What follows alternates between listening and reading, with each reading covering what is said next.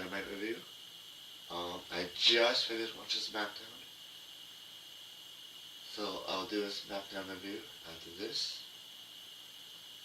And I'm making another video series called The Top 5 Moments of the Week. This week's been kind of lackluster, but yeah, we'll see what we all do. So Dynamite, the good, the bad, the ugly. Here it goes.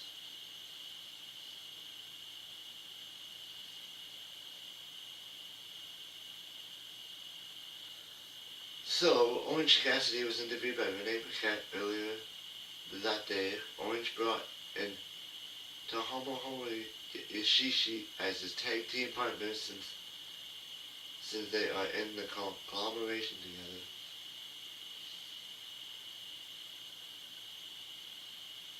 So the first match of the night opened up with Jon Moxley versus Mike Davis.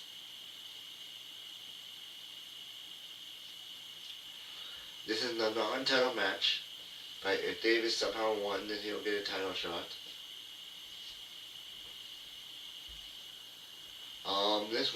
This match went 14 minutes.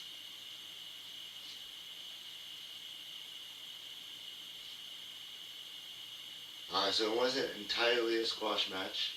It was good to see Mike Davis perform, getting some exposure. He's a Ring of Honor talent, so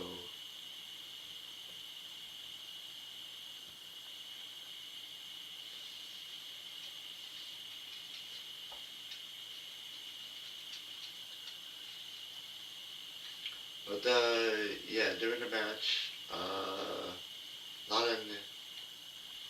lot of offense from Davis and a lot of offense from Moxley. Near the final minutes of the match, Davis hit a leaping kick, Davis ran the ropes, and Moxley hit a cutter. Davis kicked Moxley's arm and hit a lariat to knock Moxley down. Davis hit a gut-wrench power driver that looked safe, but also not easy to do. Moxley avoided a kick by Davis, and Moxley hit a stomp. Davis went in for a move, but Moxley turned it over into the Bulldog choke, and Davis tapped out to give Moxley the win. I don't think anybody thought that Mark Davis was going to get the win. But yeah, it was a good match regardless. After that, they showed Hangman Page at the Grand Slam Australia, talked about his AEW World Title match against MJF at Revolution. Page said that Revolution, he was coming for MJF, and he will end him to take the AEW World Title. Page told MJF he's telling the truth, and he warned him. And now we'll hear from FTR. FTR's Dax and Cash were in the ring as the AEW Tag Team Champions, while the manager Stokely was still in a wheelchair in the ring. Dax talked about the Young Bucks, so fans chanted, "Shut the F up" at him. Dax said that 10 years ago the Young Bucks coined the phrase FTR, but now they are second place to FTR as the best of the generation. Stokely said last week on Dynamite the Young Bucks shook hands with the Rascals and Private Party. Stokely complained about the fakeness about the Young Bucks. Stokes said that the Young Bucks are at the top of the hate list while trashing the Bucks' parents and their kids. The Young Bucks went into the ring behind FTR, and the Bucks hit super kicks on FTR. Stokes acted like he didn't know they were in the ring, but now he realized they were there. The Bucks super kicked Stokely, and it was edited out of TSN's broadcast here in Canada.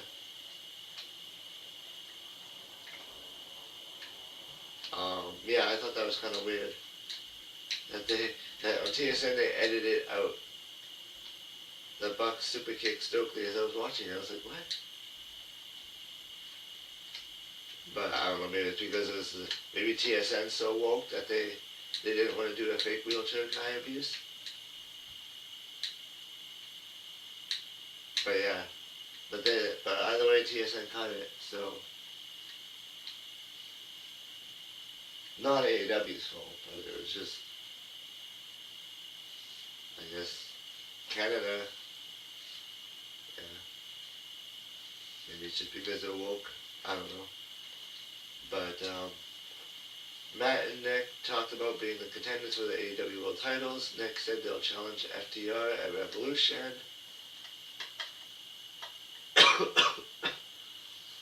So yeah, so we're going to get FTR and the Young Bucks once again. I mean, they have good matches, and it's going to be a 5-star match, but it's going to be the same match you see the other matches.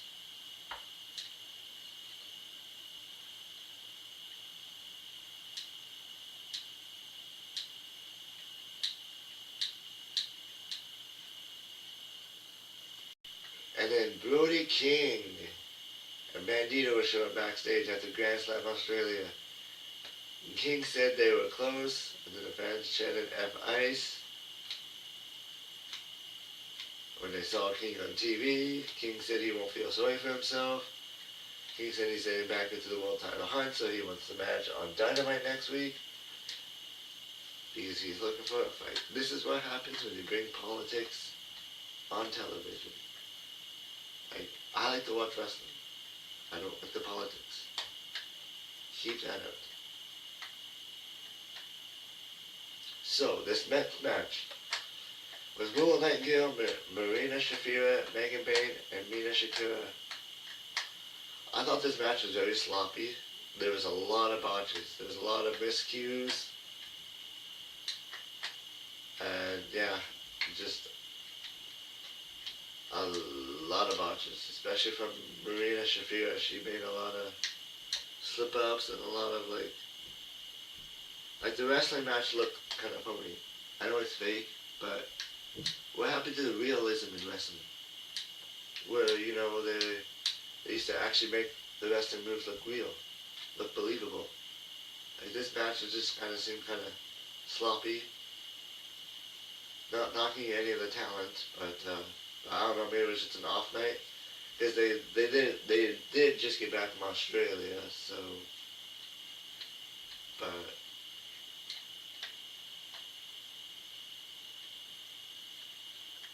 yeah, it wasn't a good match.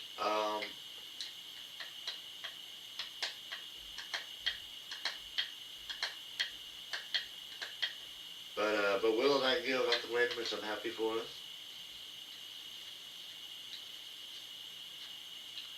It was nice to see her get a win since she hasn't defended the title that often.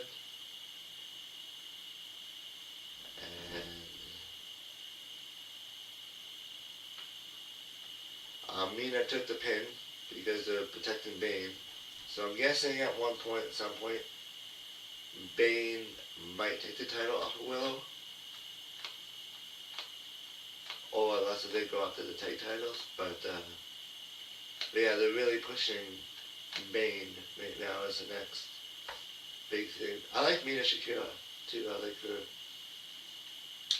her character and everything. I like for her to get more wins.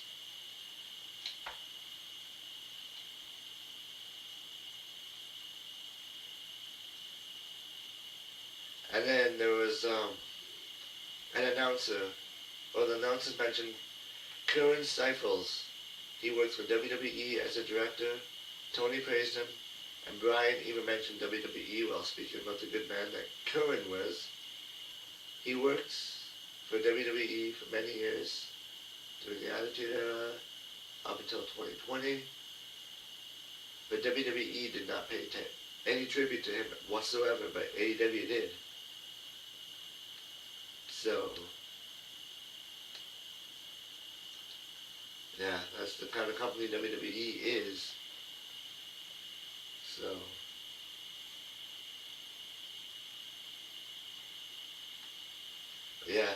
Like Cohen probably had to deal with an angry Vince McMahon lots of times.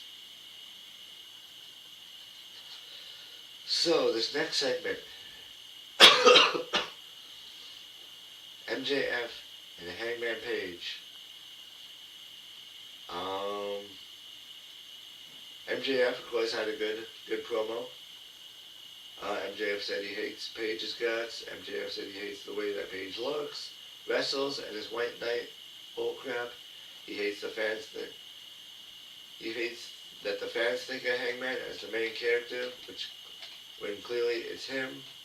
MJF hits the fans chant cowboy crap whenever Page is around. So of course he paused for some fans to chant it. MJF said it makes him want to puke that Page holds two wins over his head. And MJF said that Page isn't better. He's a lucky shot. MJF said that something's off about Hangman. It's because Page has two boyfriends, Swerve and Kenny.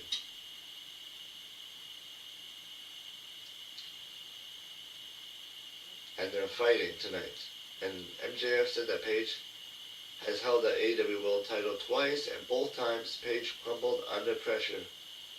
MJF said that maybe Page is wondering if he wins the title for a third time, that people will realize he's nothing more than a fraud. MJF said that the man he's looking at now is not the same man he faced at Revolution.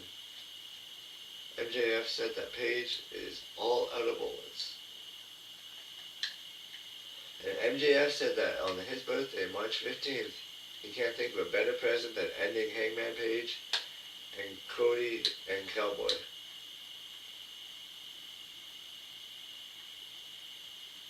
And MJF would turn 30 on March 15th.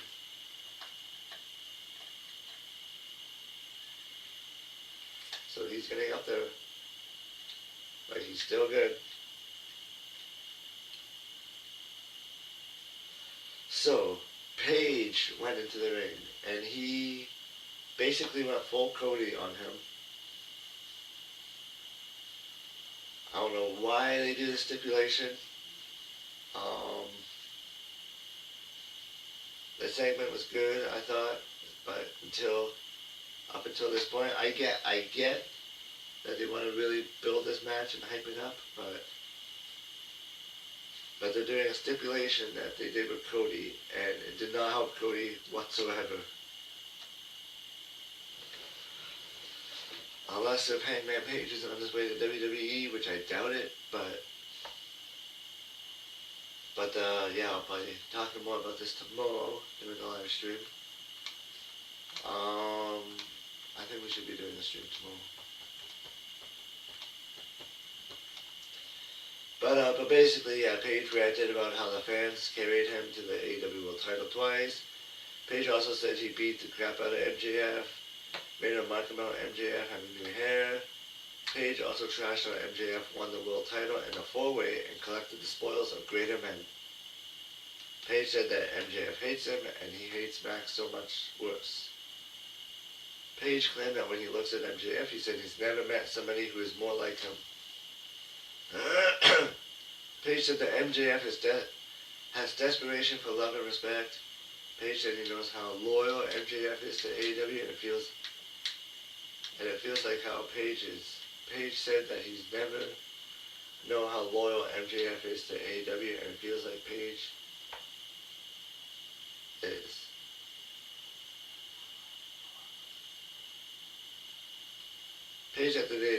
Page said that they have always needed to be champion, and Page said at Revolution he wants to end this for good and forever. Page said that this can't be a normal match, and Page told MJF to think about his stipulation because he has always known what a match should be.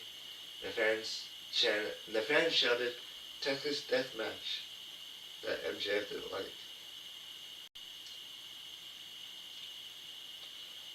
But yeah, and then MJF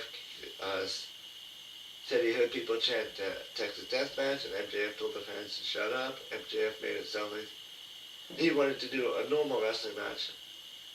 Paige said that MJF is scared and he's always been a coward. And Paige says he will give MJF his word and all of you his word. And if Paige doesn't win the match, he'll never challenge for the AEW Women World Championship for as long as he lives. So, for Cody, they did that stipulation with Cody, and it didn't help him. And then Cody eventually left AEW to go to WWE, where he won the world title. And yeah, now he's over pushed in WWE, but yeah, they did the stipulation again, this time with Hangman Page. So MJF agreed, and Page shouted Texas Best Match, but MJF did not agree with that.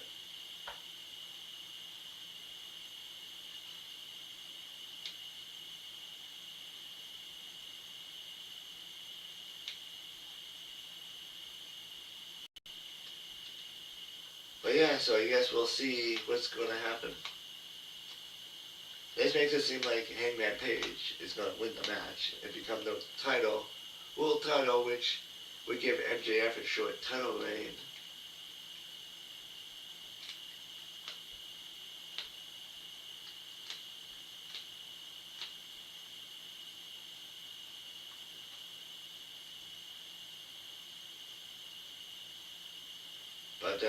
But yeah,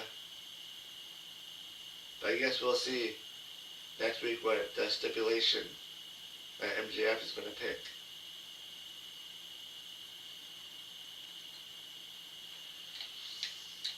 But yeah, because I can't see Hangman Page losing and never challenging for the title again. Like, Hangman Page is a big star. Like, sure, you don't need titles necessarily, but it's just a stipulation. It's just when AEW does a stipulation, they actually go for it. Unlike WWE, where it's just like,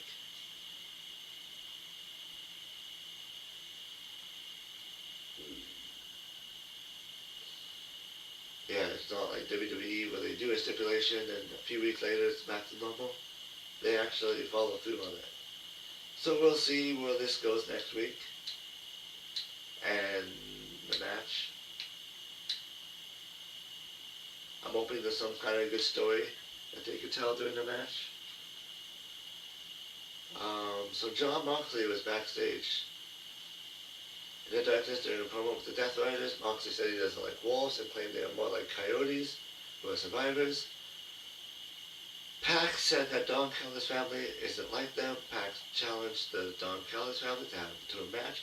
It's weird having the Death Riders face Don Callis' family because the Death Riders were considered heel, say, and then now they're face, and now they're going against Don Callis.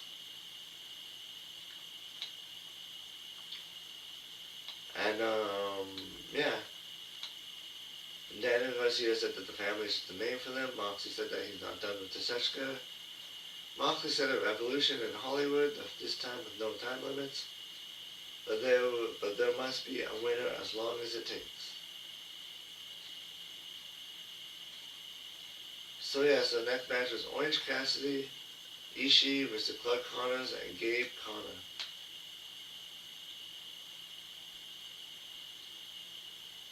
This wasn't the best match either. This match went 10 minutes. But Darby Allin came in and attacked Kid with a skateboard from behind, and they left through the crowd.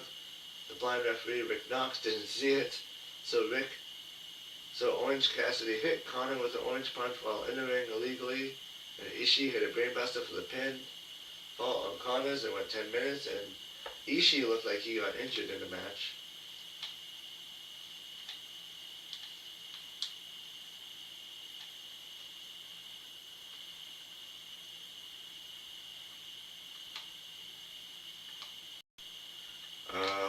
Yeah, this was just an average match. It could have been better, but Ishii suffered a legit injury that ruined things.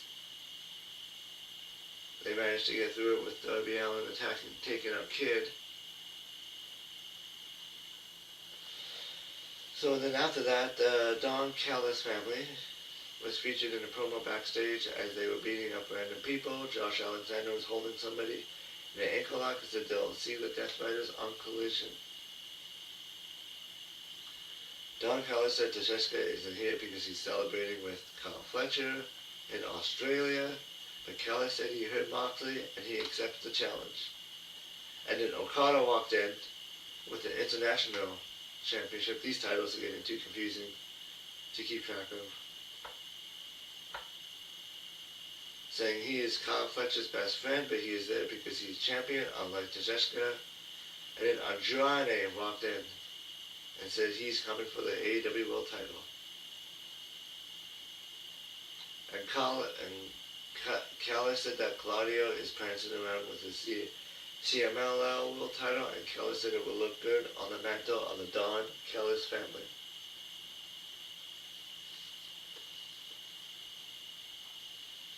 And then Hook was featured in a video, which was really good, by the way. Talk about how he's the new boss of the Ops and Samoa Joe is injured.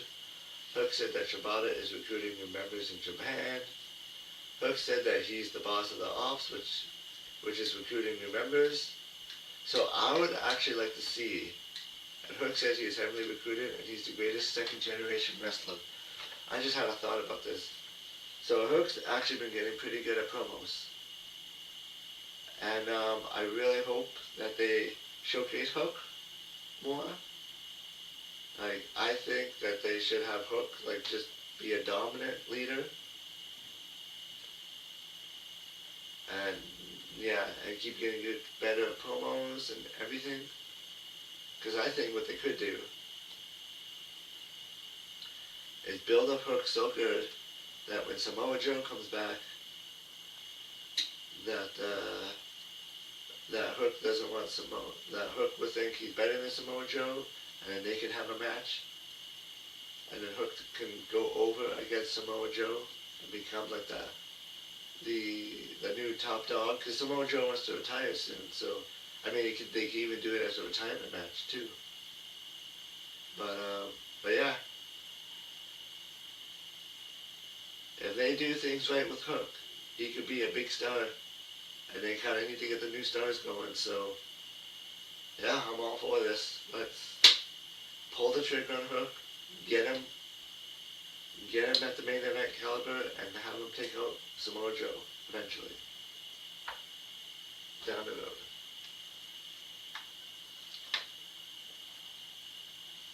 Tony Khan, if you're watching, book it.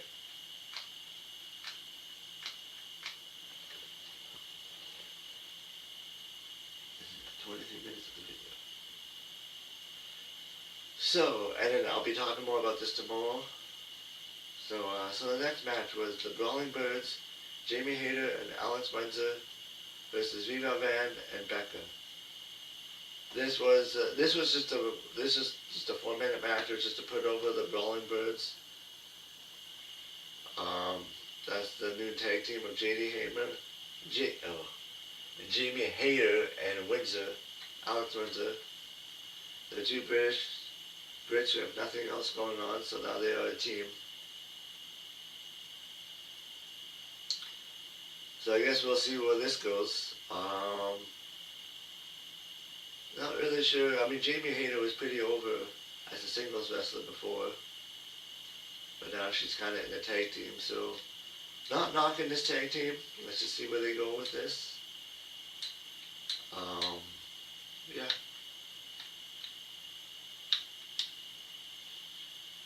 Hayter hit a double team clothesline and then a heart attack style clothesline spinebuster combo for the finish.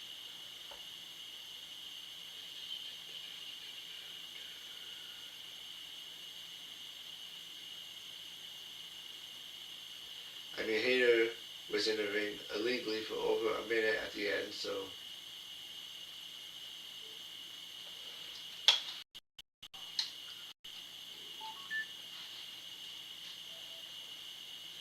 and then after the match, Chris Statlander and Thunder Rosa interviewed.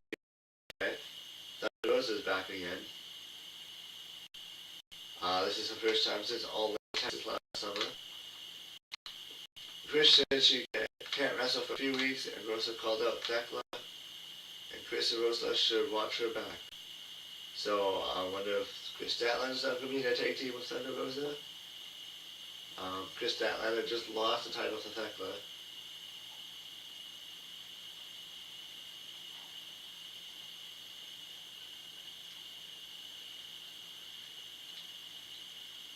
And then the next match was a random match. Kevin Knight with Speedball Mike Bailey versus the Beast Mortis. This feels like a random match.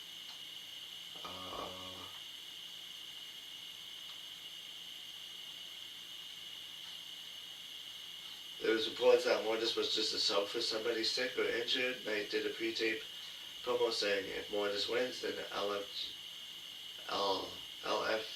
can get a shot at the AEW Trios title held by Knight, Bailey, and Hangman.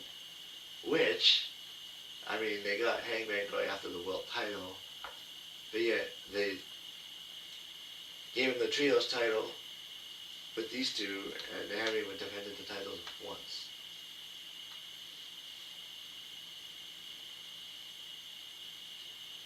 But this was a short 9-minute match. With Kevin Knight getting the win. Yeah, they've been really pushing Kevin Knight on Dynamite lately, so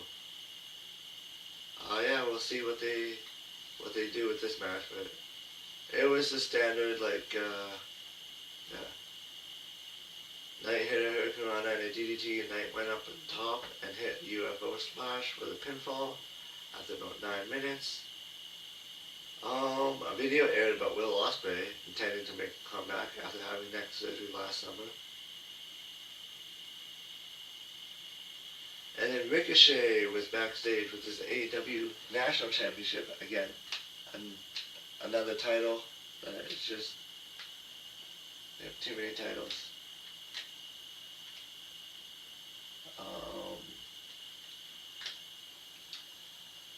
Yeah, he was talking about the man looking for championship gold.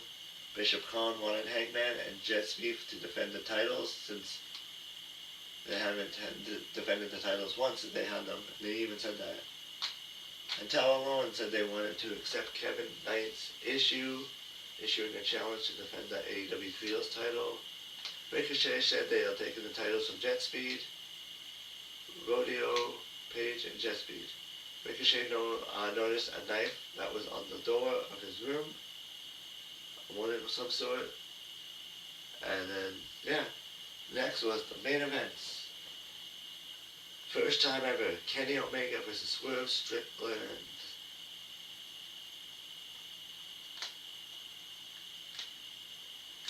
And this was as you expect, a main event match. This match went 20 minutes, so they gave him a lot of time. This was an amazing match.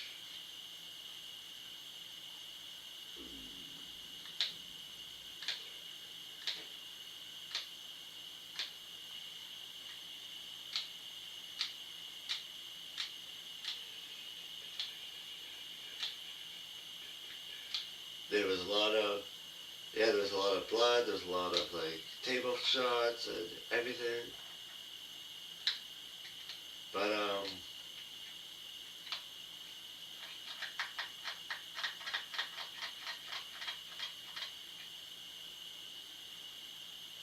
Omega was on the apron, so Swerve jumped off the top of the Swerve Stomp on Omega on the apron. Swerve pulled a paddling off of a steel bar connected to the ring post, and Swerve catapulted Omega throat first into the steel bar. The fans were booing. Swerve was calling for a referee to come down to the ring. Swerve hit another Swerve Stomp, and Paul Turner was there to count 1, 2, no. Omega got his right shoulder up, so Swerve had a good stun reaction. Swerve tried a house call. Omega ducked it and hit a Snapdragon suplex. Omega hit a knee to the back. Swerve got a good stun reaction. Swerve tried a house call, and then Omega hit a knee to the back. Omega hit a reverse Ramana. Swerve hit a boot to the face, but Omega came back with a V-trigger knee. And Swerve was ready for it with a house call kick, and Swerve hit his big pressure Sigil slam for the pinfall win.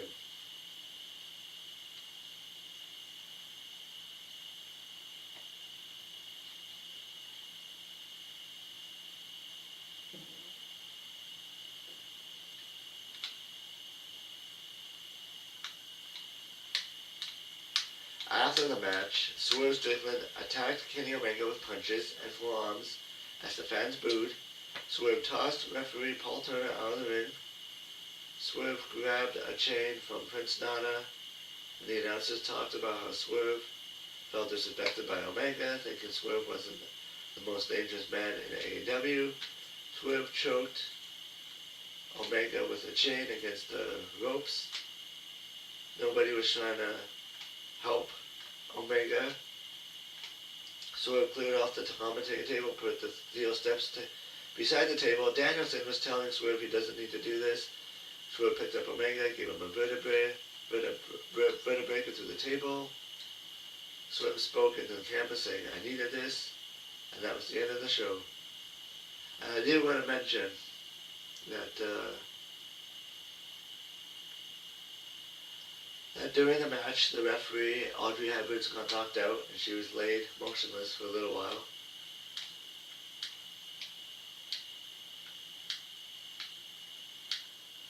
And then the ref bump spot was frustrating.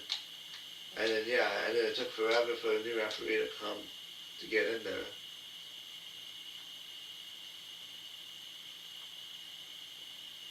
But yeah, that's AEW. But yeah, so this could be a heel turn for Swerve Strickland. He's been an incredible face. Yeah, we'll see what he does as a heel. I mean, he's been an outstanding heel in the past. So, but yeah, I think that would add to the mix of him turning heel, because there's a lot of faces right now, like Hangman, Swerve, or Swerve was a face, Omega. Yeah, so it'll be a good thing. We'll see. Because Prince Nana looks kind of stunned afterwards, so we'll see if he has any. See if Swerve turns his back on him or not.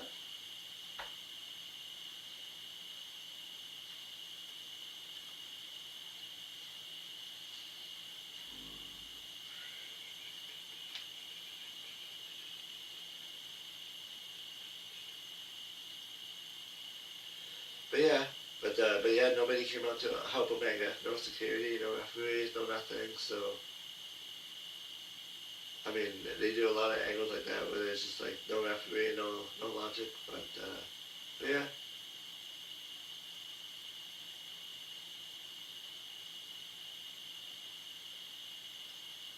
But yeah, so that was Dynamite. I say the best match of the night was Swerve and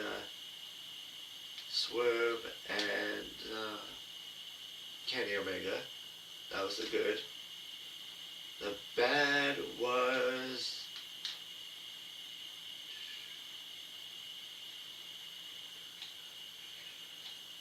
as much as I don't want to do this, because I like the women's match, I have to say the women's match wasn't the best match of the night. There's a lot of missteps, a lot of miscommunication, a lot of botches, but yeah. And the ugly would have to be, I should figure out how to do a drum roll, a sound effect, and just do a sound effect drum roll.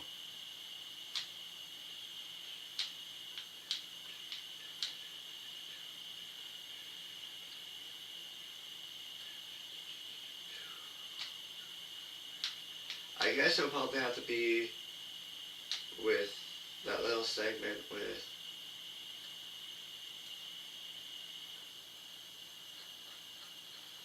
Thunder Rosa and Chris Statlander. And the fact that there's no Thekla. Thekla was not on the show. even after winning the world title. But